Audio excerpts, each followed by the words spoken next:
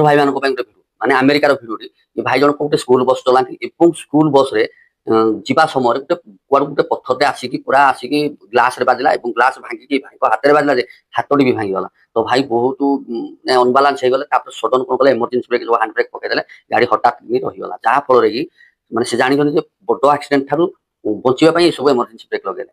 ତ ଛୋଟ ପିଲାମାନେ ବାଡି ପିଟି ହେଇଗଲେ ଯେତେବେଳେ ସେ ଯାଇକି ମେଡିକାଲ ଟ୍ରିଟମେଣ୍ଟ ହଉଥିଲେ ତାଙ୍କ ହାତ ଭାଙ୍ଗି ଯାଇଛି ବୋଲି ସେ ଜାଣିବାକୁ ପାଇଲେ ଆମେରିକା ତ ବହୁତ ଫାଷ୍ଟ ଏ ବାବଦରେ ତ ସାଙ୍ଗେ ସାଙ୍ଗେ ତାଙ୍କ ଅଭିଭାବକ ମାନେ ପିଲାଙ୍କର ଅଭିଭାବକ ମାନେ ଡ୍ରାଇଭର ଭାଇ ମାନେ ଆରେ କେସ୍ କରିଛନ୍ତି ଯେ ତମେ ପିଲାଙ୍କୁ ଏମର୍ଜେନ୍ସି ବ୍ରେକ୍ ଲଗେଇ ତାଙ୍କ ମୁଣ୍ଡରେ ଆଘାତ ଲାଗିଛି କାର ଖଣ୍ଡିଆ ମଣ୍ଡିଆ ସବୁ ଭଲ ମନ୍ଦ ହେଇଛି। ତ ଏଇ ଯେତେବେଳେ ଘଟଣା ଯାଇକି କୋର୍ଟରେ କେସ୍ରେ ପହଞ୍ଚିଲେ ଜଜ୍ ସାହେବ ଭିଡିଓ ଦେଖିଲେ ଏଇଭଳିଆ ଘଟଣା ଘଟିଛି କାହିଁକିନା ତାଙ୍କର ସବୁ ବସ୍ରେ ସିସିଟିଭି ଲାଗିଛି।